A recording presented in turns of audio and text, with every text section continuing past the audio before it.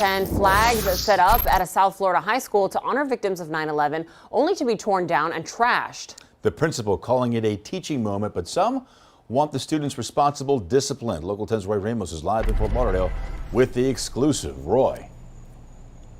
Louis and Nicole and school administrators we spoke with said those flags were put out there to honor first responders who lost their lives on 9/11. But some students felt those flags represented something different, so they threw them in the trash. It is that action that has caused much controversy here at this high school. Students at St. Thomas Aquinas High School reacting to images on social media that surfaced Thursday.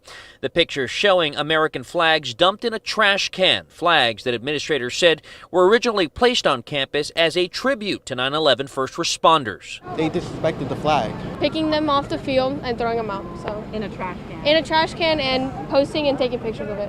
The school principal responding to the incident that sparked controversy with this statement that read in part, on September 11th, a select group of St. Thomas Aquinas High School students and parents installed blue and red striped flags to honor fallen police and firefighters along the school's walkway.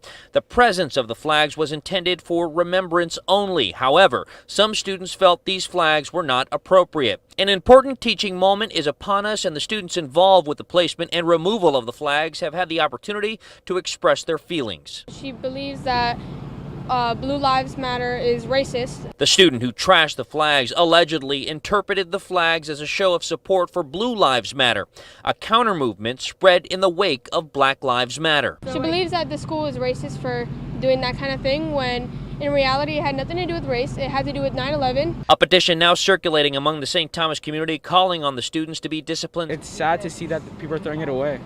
Adding this. And in that statement that you heard right there from the school principal, she added that students would also have the opportunity to speak with staff members about what those flags actually represented. For now, here in Fort Lauderdale, Roy Ramos, Local 10 News. Roy, thank you. New